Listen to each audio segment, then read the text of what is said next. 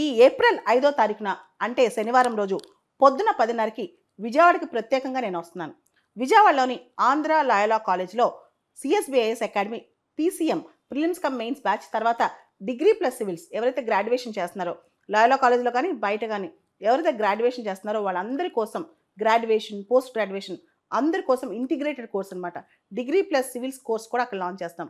దీనికి సంబంధించి అనేక సందేహాలు వస్తాయి. సివిల్స్ ఎగ్జామ్ ఎలా రాయాలి, ఎలా పాస్ అవ్వాలి, దీనికి సంబంధించి సివిల్సే కాదు రకరకాల కాంపిటేటివ్ ఎగ్జామ్స్ గ్రూప్ 1 గ్రూప్ 2 దీనికి సంబంధించి మీ సందేహాలు అడిగి తెలుసుకోవచ్చు. మీరు ఏప్రిల్ 5వ తారీఖున శనివారం పొద్దున 10:30కి ఎవరైతే రాష్ట్రం మొత్తం ఆంధ్రప్రదేశ్ కానీ తెలంగాణ కానీ ఇంటర్మీడియట్ పూర్తి చేశారో లేదా డిగ్రీ చదువుతూ సివిల్స్ ప్రిపేర్ అవుదాం అనుకుంటున్నారో అందరూ రావచ్చు. లేదా డిగ్రీ అయిపోయిన వాళ్ళు కూడా సివిల్స్ అక్కడ జాయిన్ అవ్వాలి అనుకున్న వాళ్ళు కూడా రావచ్చు అనమాట. ఏప్రిల్ 5వ తారీఖు పొద్దున 10:30కి విజయవాడలో నేను స్వయంగా ఆంధ్ర లాయలా కాలేజ్కి వస్తున్నాను. విజయవాడ ఆంధ్ర లాయలా కాలేజ్కి. హంగేరీ ఇంటర్నేషనల్ క్రిమినల్ కోర్టు నుంచి వైదొలుగుతున్నట్లు ప్రకటించింది. హంగేరీ ప్రధాని విక్టర్ ఆర్బన్ నిన్న ఒక స్టేట్మెంట్ ఇచ్చారు. ఇంటర్నేషనల్ క్రిమినల్ కోర్ట్ అనేది పొలిటికల్ కోర్ట్ అయిపోయింది, అనవసరంగా చాలా మందికి అరెస్ట్ వారెంట్స్ ఇస్తోంది, ముఖ్యంగా ఇజ్రాయెల్ ప్రధాని బెంజమిన్ నెతన్యాహు కూడా ఇచ్చింది. ఇదంతా ఇంటర్నేషనల్ క్రిమినల్ కోర్ట్ కావాలని చేస్తుంది, ఒక పొలిటికల్ కోర్టుగా వ్యవహరిస్తుందని చెప్పి హంగేరీ ప్రధాని విక్టర్ ఆర్బన్ చెప్పారనమాట. మనందరికి తెలుసు హంగేరీ ఇంటర్నేషనల్ క్రిమినల్ కోర్టులో ఫౌండింగ్ మెంబర్. అంటే 1999లో రోమ్ స్టాట్యూట్ సంబంధించి అగ్రీ చేసి 2001లో రాటిఫై చేసిందనమాట. ఇంటర్నేషనల్ క్రిమినల్ కోర్ట్ అనేది రోమ్ స్టాట్యూట్ ద్వారా ఏర్పడింది.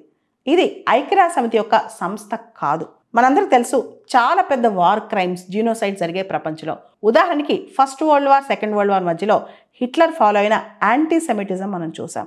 దానిలో కొన్ని లక్షల మంది జ్యూస్ని పర్సెక్యూట్ చేశాడు హిట్లర్. కానీ దానికి సంబంధించి ప్రత్యేకంగా ఒక ఇంటర్నేషనల్గా క్రిమినల్ కోర్ట్ అంటే ఏది లేదు. దాంతో ఐక్యరాజ్య సమితిలో ఉన్న ఐసీజే అనేది క్రిమినల్ కోర్టులాగా యాక్ట్ చేయదనమాట. ప్రత్యేకంగా ఒక స్టాట్యూట్ తీసుకొచ్చారు, రోమ్ స్టాట్యూట్ అని చెప్పి దాన్ని తీసుకొచ్చి ఇంటర్నేషనల్ క్రిమినల్ కోర్ట్ ఏర్పాటు చేశారు.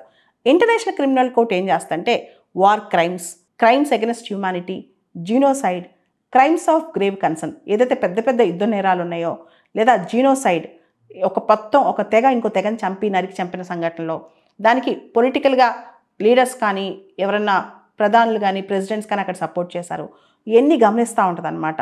అదేవిధంగా క్రైమ్స్ ఆఫ్ గ్రేవ్ కన్సర్న్ అంటే చాలా మానవాళికి బాధాకరమైన పెద్ద పెద్ద ఘోరమైన క్రైమ్స్ ఉంటే వాటి గురించి ఐసీసీ ఎంక్వైరీ చేస్తాయి. అయితే ఐసీసీ మీద చాలా విమర్శలు ఉన్నాయి. రీసెంట్గా అది ఒక పొలిటికల్ కోర్ట్ అయిపోతుందని, ముఖ్యంగా పుతిన్ మీద అరెస్ట్ వారెంట్ ఇవ్వటం, బెంజమిన్ నెతన్యాహుకి అరెస్ట్ వారెంట్ ఇవ్వటం చాలామందికి నచ్చట్లేదు.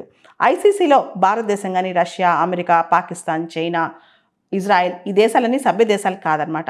రీసెంట్గా అమెరికాలో డొనాల్డ్ ట్రంప్ అధ్యక్షుడైన తర్వాత ఇంటర్నేషనల్ క్రిమినల్ కోర్టు యొక్క చీఫ్ ప్రాసిక్యూటర్ కరీం ఖాన్ కూడా అమెరికా శాంక్షన్స్ విధించిందనమాట.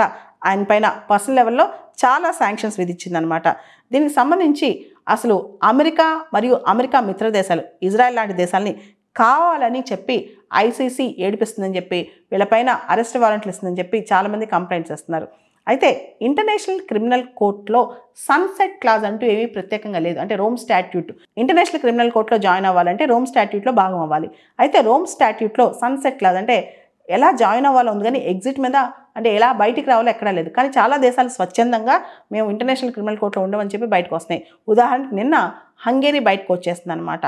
ఇంటర్నేషనల్ క్రిమినల్ కోర్టుకు సంబంధించి కొన్ని విమర్శలు కూడా బయలుదేరాయి. ముఖ్యంగా ఈ కోర్టు అందరికీ ఒకే న్యాయం ఇవ్వట్లేదని, కొన్ని దేశాలు ఒక రకంగా ఇంకొన్ని దేశాలు ఇంకొక రకంగా చూస్తుందని, అదేవిధంగా ఇంటర్నేషనల్ క్రిమినల్ కోర్టు కొన్ని సందర్భాల్లో కొంతమంది డైరెక్షన్స్లో యాక్ట్ చేస్తుందని కూడా కొన్ని దేశాలు ఆరోపిస్తున్నాయి. ముఖ్యంగా భారతదేశం అయితే ఇంటర్నేషనల్ క్రిమినల్ కోర్టులో మెంబర్ అవ్వలేదు, అంటే రోమ్ స్టాట్యూట్లో మెంబర్ అవ్వలేదన్నమాట. దాదాపు 125 దేశాలు ఐసీసీలో ఉన్నాయి, కానీ చాలా దేశాలు మమ్మల్ని వదిలితే మేము వెళ్ళిపోతాం అన్నట్టు ఉన్నాయన్నమాట ఇప్పుడు ఐసీసీ నుంచి.